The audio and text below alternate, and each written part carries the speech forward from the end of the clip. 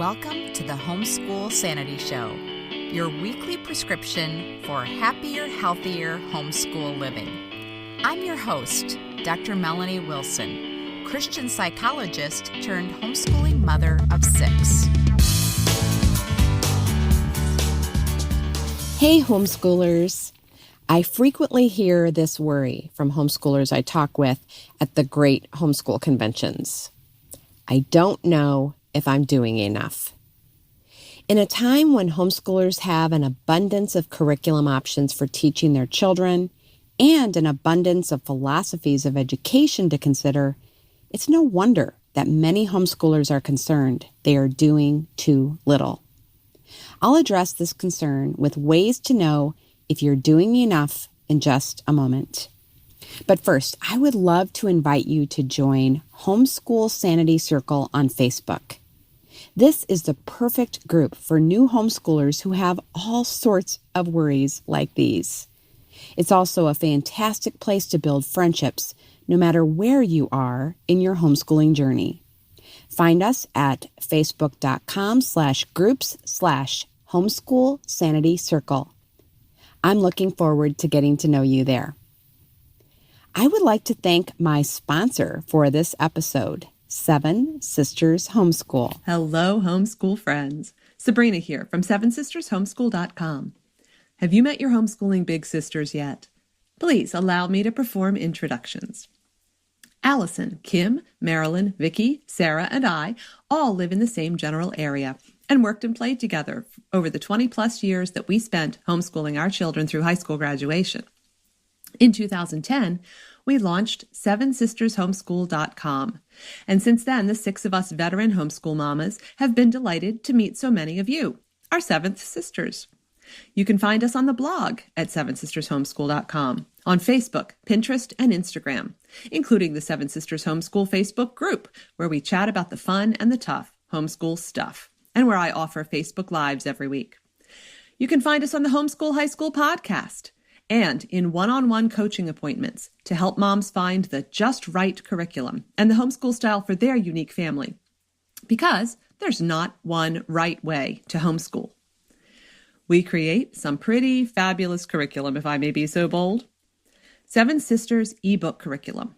What makes it distinctive? Our curriculum creation flowed out of our own homeschooling experiences, meeting needs that we had encountered when we homeschooled our own kids or co-opted with kids in our community. We wanted to offer ebooks that would be adaptable to your family's needs in any given year, to offer brain-engaging courses that your teen will like to study, and to offer texts that never insult your student with busy work or overkill. So, what kinds of courses do we have in the bookstore at sevensistershomeschool.com? High school electives, in particular, hard to find from a Christian worldview. Career exploration, perhaps one of the single most important areas of study for teenagers. Literature study guides for literary analysis, building critical thinking skills in readers of all types. Essay writing, research writing, creative writing, and professional writing instruction that coaches teens to build solid skills for using written words well to communicate with others. And coming fall 2019, because so many homeschool parents were asking for it, high school health for the whole person. You need a health credit on the high school transcript, but the texts that we have found are typically kind of lame, or they're dry and stuffy, or preachy and condescending in tone.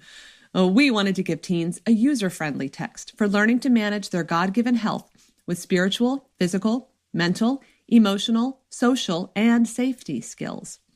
High school health for the whole person is a not preachy, no busy work, understandable text that average teens can enjoy and honors level teens can use to build rigorous credits in meaningful, individualized ways. And it's a course that helps them prepare for real life after high school graduation. One title that can easily be adapted for use at different levels, average, college prep, or honors, according to the need in any given year, well, that's a distinctive of all Seven Sisters curriculum.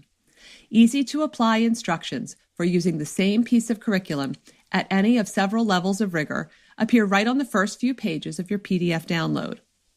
High School Health for the Whole Person from Seven Sisters is a 1-credit, 30-week course broken into 2 sections, physical health and mental and emotional health, which includes spiritual, social, and safety health skills. Learn more by visiting 7sistershomeschool.com and typing health into the search bar on the blog page. For a different way to teach literature analysis, consider Cinema Studies for Literature Learning, 1 year's worth of study guides designed to build skills in teens who struggle with reading. Each guide analyzes the story and characters in a movie rather than in a book. Good writing in a movie offers wonderful opportunities to explore plot arcs, character development, symbols, foreshadowing, and all of the other literary devices that set excellent writing apart from the rest. Yes, teens still need to read real books, but for some students, the reading process itself is challenging enough. Using a movie to practice literary analysis is more effective. Our second bundle of Cinema Studies guides, called Cinema Studies, The Sequel, will be released in fall 2019 because moms asked for it. High school electives, health and career exploration, reading and writing that stimulate real thinking. Curriculum titles that can be easily adapted to fit a variety of students' needs and that refuse to insult teens with busy work. All in ebook format that you can print if you prefer paper to keep the cost low for a family's homeschool budget. That's curriculum from 7sistershomeschool.com.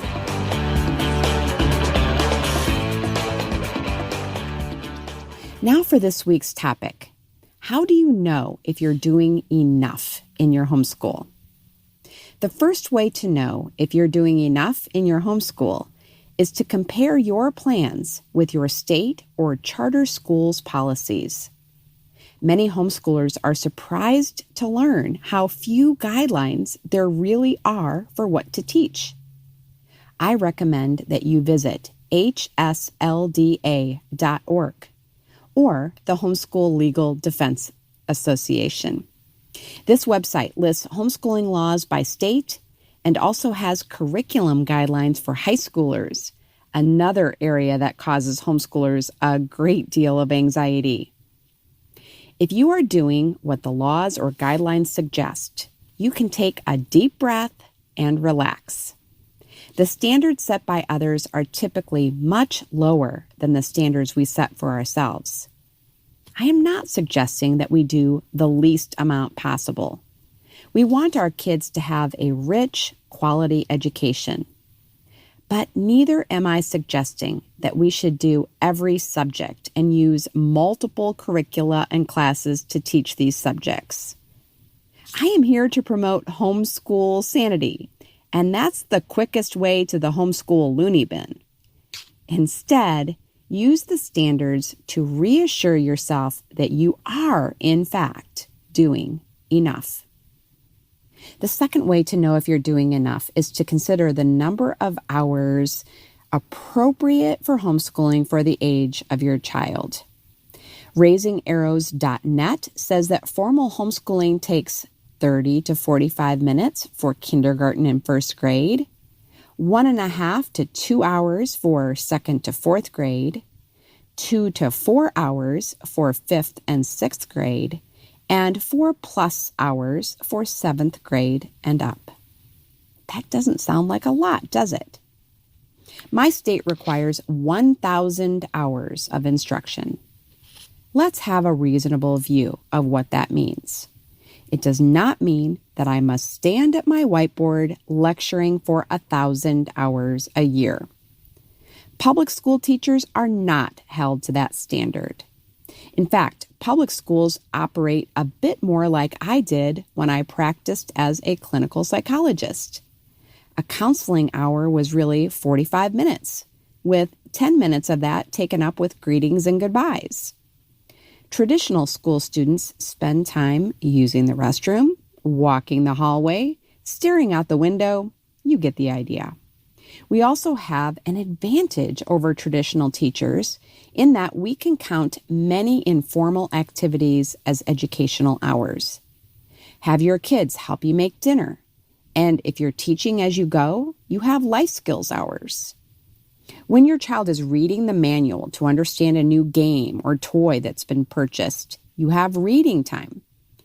If you're balking at the suggestion that reading manuals counts as educational time, know that Common Core standards introduced the idea that this type of reading was valuable for students. I agree, but I don't think it should replace literature. As homeschoolers, it certainly doesn't have to. I homeschooled for many years before I understood that educational hours did not always have to involve me. Kids can read and work independently. They can take classes, participate in extracurricular activities, and even help teach siblings. Begin to expand your definition of education, and you will be more confident that you're doing enough. The third way you can know you're doing enough is if you are spending time developing key skills. My previous point may have had you thinking about unschooling. If you're interested in unschooling, I recommend my interview with Carla Marie Williams. I will link to it in the show notes. No matter how strictly you adhere to the unschooling philosophy, I believe it's critical that we spend time developing key skills. Even if you don't think your child needs to learn handwriting until middle school, Grandma may believe otherwise and give you a hard time. Your child may be thoroughly embarrassed if she doesn't know her math facts while playing a game with friends. And while many children develop the ability to read later, it is critical that we spend time developing phonics and fluid reading skills in our students. You may choose to develop reading, handwriting, and math knowledge in whichever way you wish. Have your child use games to learn phonics. Use online programs like Starfall for reading. Or use a book like Learn to Read in 100 Easy Lessons. Whatever you choose, reading instruction is not optional, in my opinion. Handwriting, too, is an essential skill. I've learned over the years of homeschooling 5 boys that slow handwriting results in reluctance to do any type of seat work.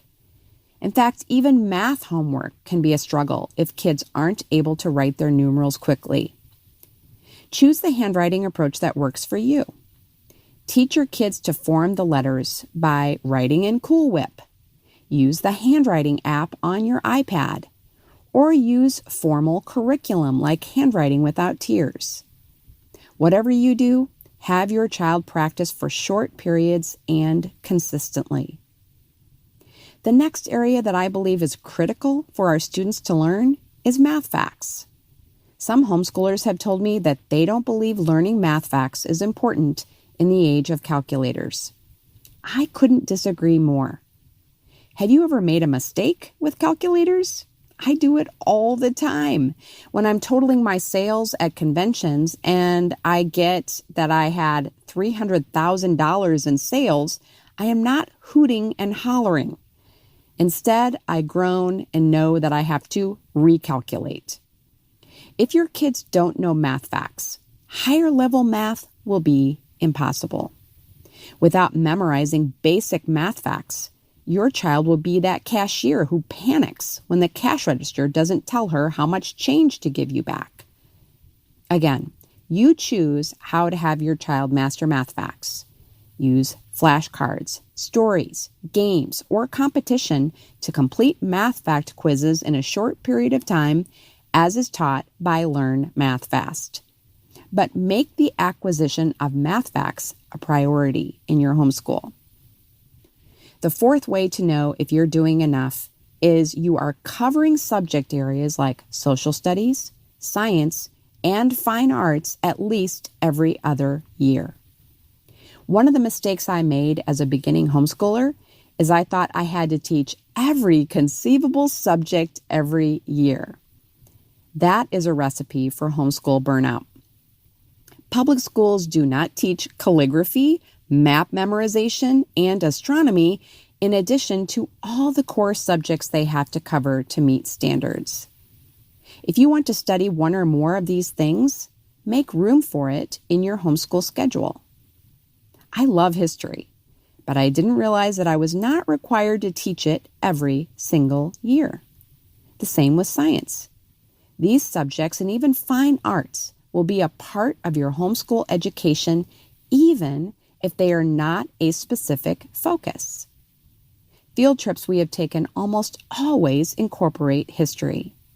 My kids did science experiments of their own for fun. In the YouTube age, that's even more likely. And art and music appreciation can be incorporated into a fun Friday rather than being a specific course. I know, I want to do it all too. And we can do a lot, just not all this year, just not all this week. If you're struggling to determine which curriculum to use, I recommend that you listen to the episode I did on curriculum paralysis. You'll find the link in the show notes. The fifth way to know you're doing enough is that you and your kids are reading a lot. Reading is the gold standard for education. In truth, we can teach our kids all the other subject areas with reading alone. Sure, mapping, experiments, and writing are important too, but primary education is to be found in books. I learned best by reading. In fact, my teen son asked me while I was cutting his hair how I had learned to cut hair. I explained that I found a very old book at a used book sale, and that was all I needed. If your child is not a verbal learner, audiobooks can be a huge help. I've spoken before about the benefits of audiobooks and reading aloud for building vocabulary. I will put a link to that episode in the show notes as well. If you are in a challenging time in your homeschool because you're pregnant, traveling, or caring for an ill family member, focus on reading. It will be enough. The final way to know you're doing enough is to talk to veteran homeschoolers.